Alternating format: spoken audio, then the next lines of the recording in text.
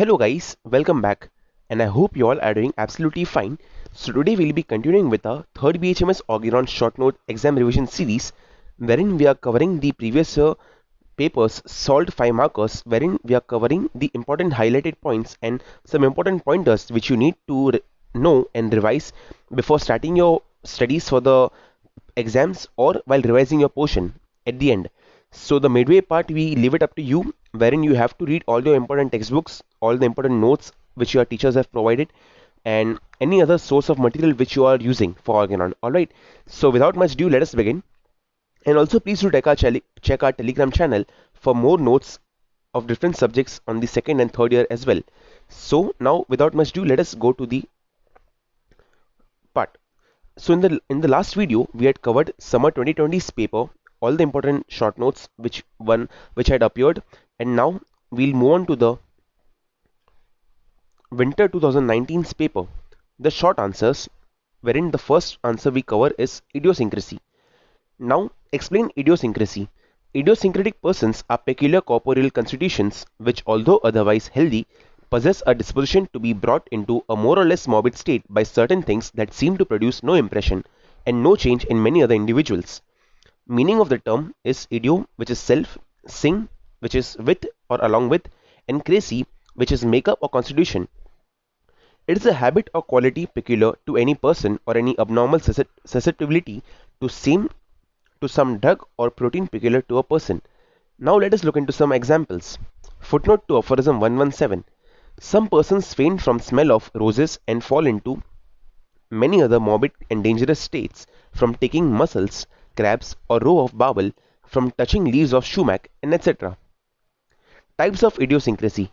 According to Dr. Kent, there are two types, wherein one is the first one, which is chronic idiosyncrasy, and the second one, which is acute idiosyncrasy. Chronic idiosyncrasy leads and is produced by chronic miasm, whereas the acute is produced by the acute miasm. Now let us look into the advantages of idiosyncrasy. It has a great role in drug proving, as we all know that idiosyncratic patients are very susceptible to the drugs, and they'll be playing a big role and a huge role into the drug proving, and the proving of the drug will be very good on them. Hypersensibility of the body and mind helps the minimum dose of a potentized medicine to act vigorously and thus manifest the syndromes in its whole extent. Advantages and disadvantages of drug proving on the lower animals. So guys, with this we have covered the short note and some important points of idiosyncrasy, wherein we have covered the definition, the meaning of the word, then some of the examples with the footnote of aphorism 117. So we need to remember the aphorism 117, which is here important one. Then we lastly look into some advantages of that same. So now let us move into the next one, which is second 5 marker, which is advantages and disadvantages of drug proving on lower animals. Advantages: we can prove the drug in any quantity we like. This we cannot do in human provings due to the toxicological effects of drug. So this one is very important point and it's self-explanatory. We can prove the drug for any period of time. This can't be done in proving on human beings, as there are chances of poisoning. After the proving is over, we can kill the animal and know the changes brought into the structure, tissues or organ by the drug, which is again not possible into humans. We can prove those substances which are completely unknown to us. We can observe the physiological action of the drugs in physiological doses. The knowledge derived from such experiment is of great service in the use of the same drug for palliative or the temporary relief purposes. Now let us look into some disadvantages of the same. We will not get mental or subjective symptoms, as animals cannot talk and convey their messages to us. No individual and characteristic symptoms of drugs could be made out. No individual modalities of the drug. So ultimately, we shall not be able to acquire information of the drug which will differentiate it from all other drugs. In that case, the individual treatment of patients will not be possible. So this answer was more or less a self-explanatory answer, wherein there are there ain't much points to remember, but make sure that you at least remember these points. And if you can add on and make your own answers from the textbooks, it's always well and good. Do not rely only on this, but use this as a tool to revise all your answers quickly before examinations or before studying, just to make the base of your reading and the remembering part. Alright, so we move into the third one, which is explain mongrel sect. Now this is a very important and a frequently asked 5 marker. So let us look into it. Explain mongrel sect. Mongrel means a crossbreed or a mixed breed. This word was used by Dr. Hahnemann for a certain type of homeopathic physician who neither study seriously nor practice carefully and honestly to cure their patients. They cover their failures due to lack of knowledge by blaming to homeopathy, without any hesitation saying that homeopathy cannot cure this disease. These classes of physicians are still doing great injury to homeopathy. These people apply dissimilar medicines in patient. Naturally, there is no improvement or cure.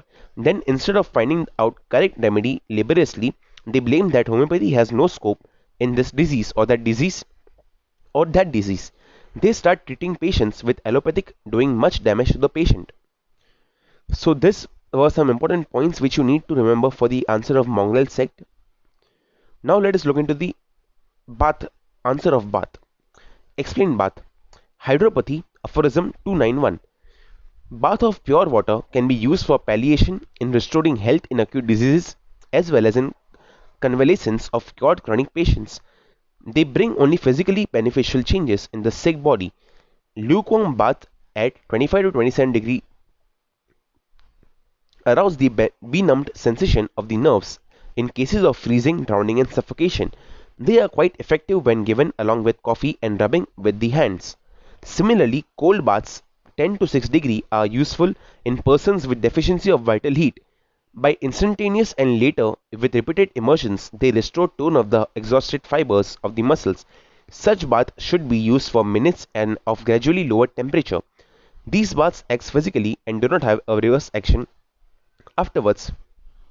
So these were some important points which we need to remember for the answer of bath in homeopathy, wherein the aphorism which we need to remember is the aphorism 291.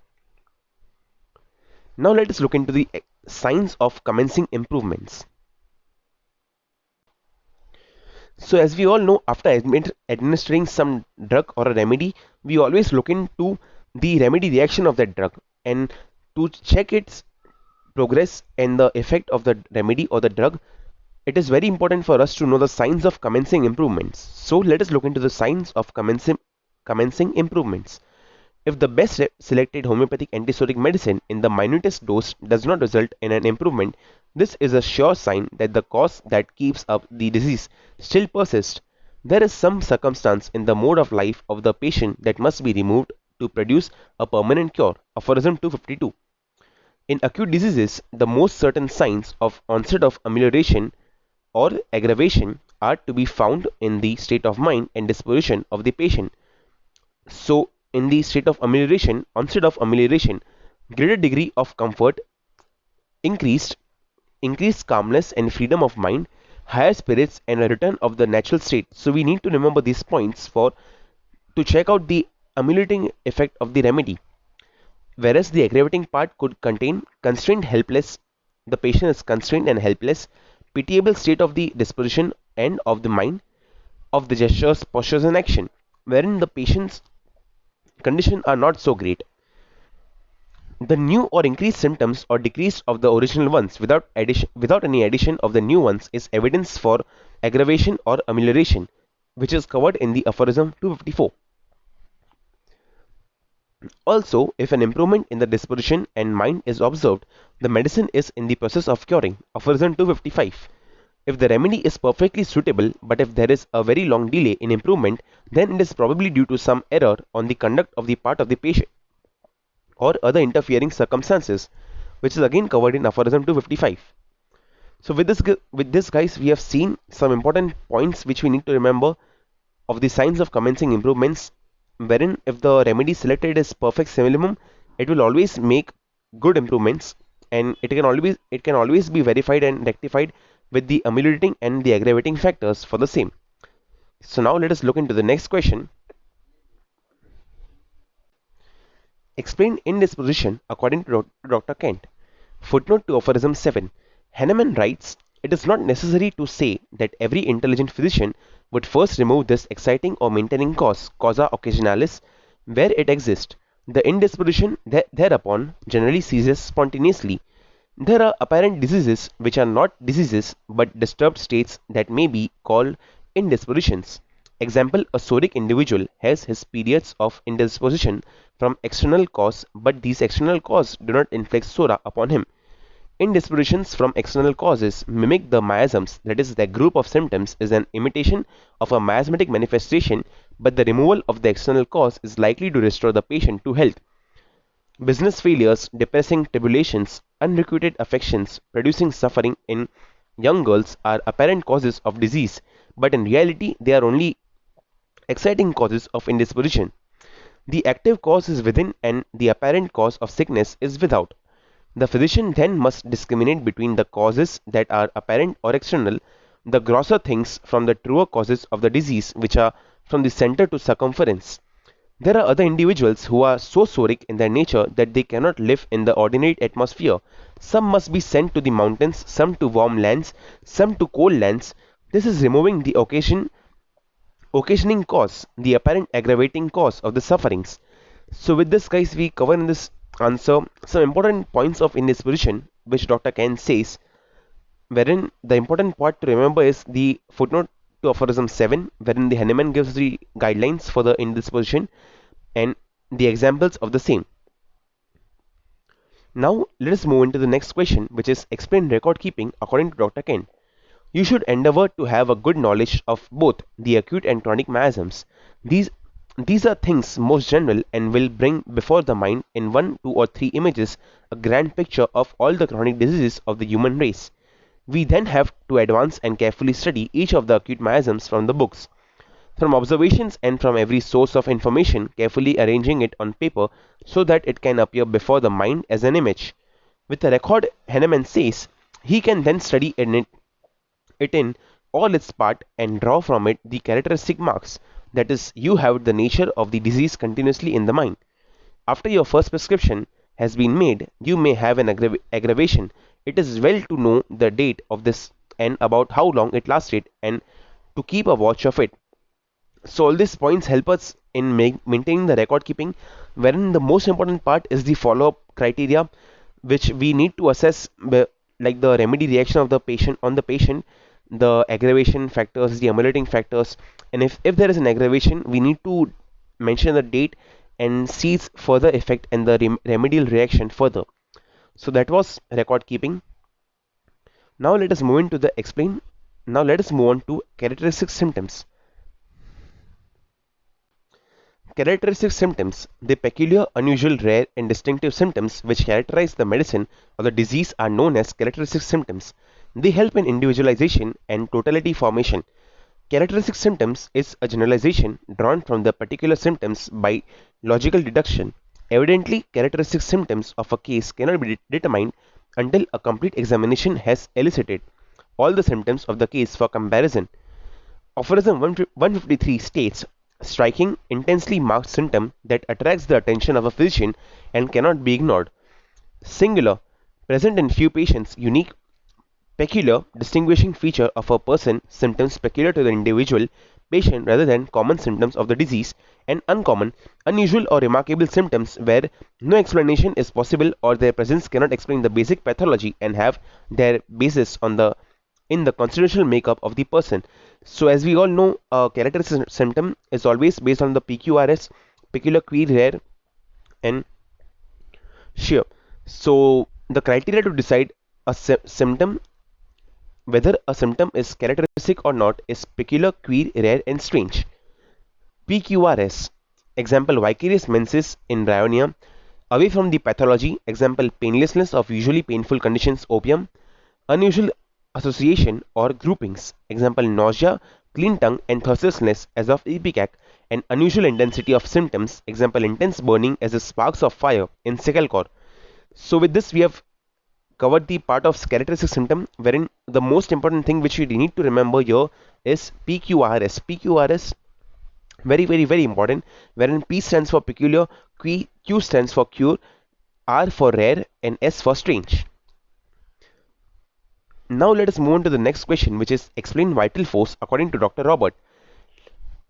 Life is recognized in three parts: the body, the mind, and the spirit. This is a trinity, and this trinity is always present in all lives and in some form in every part of our organism. No organ, no tissue, no cell, no molecule is independent of the activities of the other, but the life of each one of these elements is merged into the life of the whole. Without this vital energy, the cell or the whole body becomes inanimate and is dead. It is only when the vital energy is present that there is a living organism capable of physical action and of the exercise of mental powers and the ability to take hold on the spiritual forces. No two individuals are alike. The development of the vital energy is one differs from that in another. The nature of energy is dynamic, and this dynamism penetrates every particle, every cell, and every atom of the human economy. Any disturbance of this vital energy or force results in a disfigured or disturbed development of the whole human economy. Disturbance of any part is manifestation of an inner disturbance and is not a local disease, it is an expression of the whole disturbance. Disease is a dynamic expression of the disturbance of the harmony and rhythm of the vital energy. Very important. Harmony and the rhythm of the vital energy. Remedies are potentized so that they may reach the vital energy of the individual. So with this we have covered the point of view of Dr. Roberts on the vital force, wherein they say that life is recognized in three parts: the mind, body, and the spirit, and they all three are in a trinity and they go along hand in hand. Now we move into the next 5 marker, which is explain cure and recovery. So first I'll be covering the cure part, or else we'll go one by one, both sides. So first we'll cover cure, the first point, and the recovery's first point. Cure.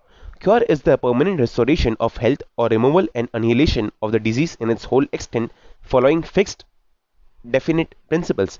Definite fixed principles are very important to be remembered here, wherein a recovery is this removal of symptoms wholly or partially by any means without obeying any fixed principle.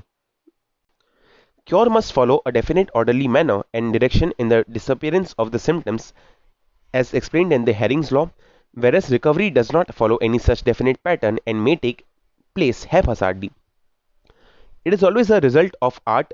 Cure is always a result of art and a scientific approach and never brought about by nature or by imitation of nature's process, wherein recovery could be done by nature, aided or unaided, may bring about a recovery.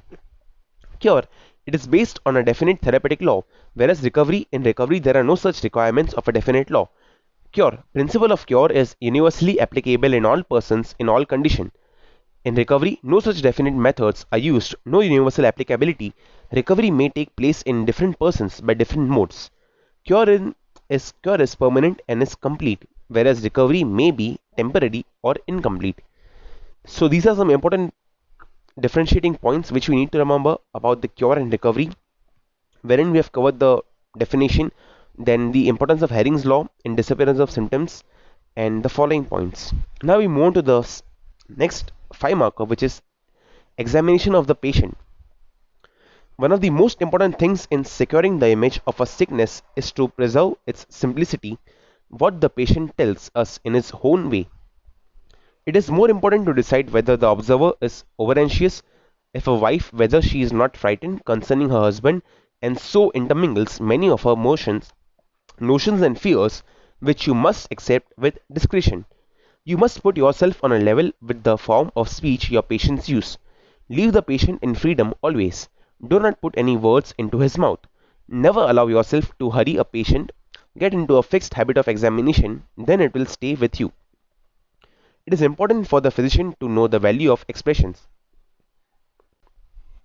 It is necessary also to observe the changes all along the line of progress to know the disease at its beginning, its earlier manifestations, its symptoms and endings. The physician must be possessed of an uncommon share of circumspection and tact knowledge of the human heart, prudence and patience, to be enabled to form to himself a true and complete image of the disease in all its detail. The analysis of a sickness is for the purpose of gathering together that about it which is peculiar for the peculiar thing relate to the remedies. So guys, with this we have seen the last 5 marker of our 2019's winter paper, wherein we cover the part of examination of the patient. We've missed one question which we'll be covering in the later videos because we are not sure which points to include. So guys, these were the questions, and yeah, I'll be providing the timestamp of the same in the pinned comments, so please do check it out if you need to revise any particular question in general. Otherwise, we have covered the winter 2019 paper for you all in this. Again, we make a disclaimer and we say again on a high note that these answers are not how you are exactly supposed to write or copy it as it is.